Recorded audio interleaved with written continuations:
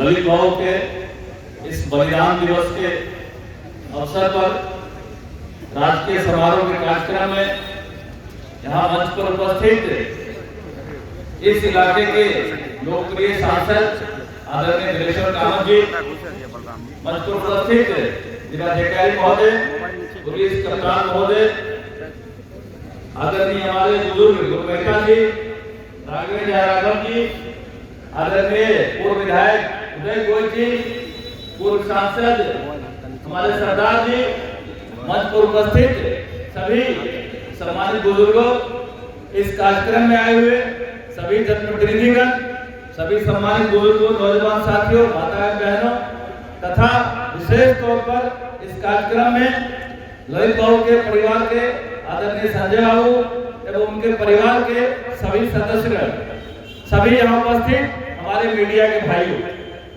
आज के इस कार्यक्रम में मैं अपनी ओर से आप सबों का हार्दिक अभिनंदन करता हूँ, स्वागत करता हूँ।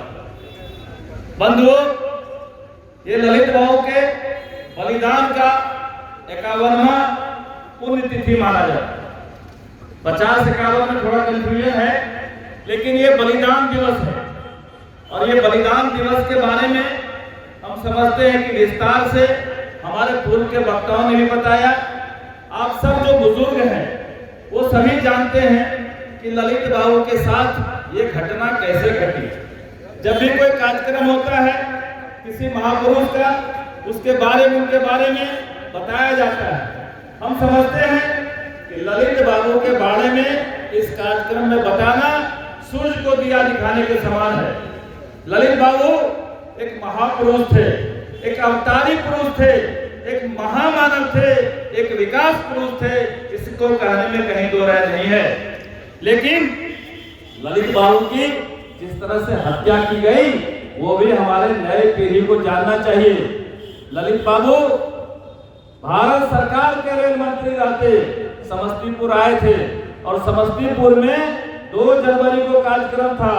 एक दिन पहले 2 जनवरी को ही जब कार्यक्रम करके वो बड़ी रेल लाइन का उद्घाटन करके निकले थे तो उन पर बम से हमला हुआ और बम से हमला होने के बाद वो बुरी तरह घायल हो गए और साथ में हमारे स्वर्गीय जगन्नाथ मिश्रा जी भी थे, वो भी बुरी तरह घायल हो गए थे और दोनों लोगों को इलाज के नाम पर ट्रेन में लाद करके दरभंगा नहीं ले जाया गया, पटना घुमाते हुए 14 घंटे में ले जाया गया, जिसके वजह से अगले दिन उनका निधन हो गया। इलाज का भाग में उनका निधन हो गया। बंधुओं, वो जहाज से आए थे, लोग चाहते तो जहाज से उनको दिल्ली लेके चले जाते, लेकिन उनको नहीं ले जाया गया। कई तरह की साजिश है। ललित बाबू के बारे में पूरे हमारे सभी वक्ताओं ने बताया कि कितने बड़े विकास पुरुष थे, चाहे वो कोसी का इलाका हो, चाहे वो पूरा बिहार का इलाका हो, चाहे वो पूरा देश का इलाका हो, पूरे देश में उन्होंने विकास के नाम पर परचम लहराने का काम किया। रेल मंत्रालय के अलावा उन्होंने कई ऐसे मंत्रालय को सुशोभित करने का काम किया। हर मंत्रालय में उन्होंने झंडा गाड़ने का काम किया, चाहे वो विदेश मंत्रालय हो, चाहे रक्षा मंत्रालय हो, और कई मंत्रालय में उन्होंने ऐसा मील का पत्थर साबित किया कि देश ही नहीं दुनिया में नाम होने लगा ललित बाबू का और पूरे देश में चर्चा होने लगा कि हमारा प्रधानमंत्री कैसा हो, ललित नारायण मिश्र जैसा हो। ये नारा जब देश में लगने लगा तो कांग्रेस ने तुरंत घबरा गया और घबराहट में कई तरह का साजिश होने लगा। लोग कहते हैं पता नहीं किनकी साजिश से हत्या कराने में उनकी हत्या कराई गई। ये हमारे लिए सबसे दुखद बात है। एक इतने बड़े राजनेता का, जो भारत सरकार का रेल मंत्री हो, पहली बार इतने बड़े राजनेता का इस देश में हत्या हुआ और 40 साल तक मुकदमा चलता रहा, कोई व्यक्ति जेल में नहीं गया। ये हमारे लिए दुख की बात है। बंधुओं, कांग्रेस के शासनकाल में इस तरह का इतना बड़ा घटना में न्याय नहीं मिल पाया, उनके परिवार के लोगों को न्याय नहीं मिल पाया। ये इतना बड़ा दुखद है जिसका हम बयान नहीं कर सकते हैं। बंधुओं, ललित बाबू एक महामानव थे और महामानव के रूप में सभी हमारे वक्ताओं ने बताया कितना सारा काम किए। आज हम यहाँ बसे हुए हैं, आज बीरपुर शहर बसा हुआ है, ये ललित बाबू का देन है। भीमनगर बसा हुआ है, ललित बाबू का देन है। अगर बिल्कुल बराज नहीं बनता, ये शहर नहीं बसता और ये कोसी का इलाका हर बार बाढ़ में डूब जाता। ये ललित बाबू की वजह से हम सुरक्षित हैं।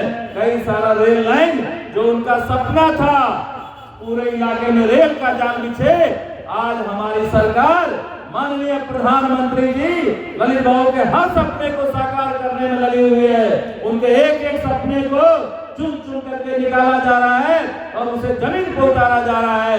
ये हमारे प्रधानमंत्री और ये हमारे मुख्यमंत्री का देन है कि सब लोग मिल करके उनके सपने को साकार कर रहे हैं। बंधुओं, अभी तक होता था कार्यक्रम में हर बार लोग यहाँ जुटते थे, भाषण होता था, भाषण सुन के अपने घर चले जाते थे।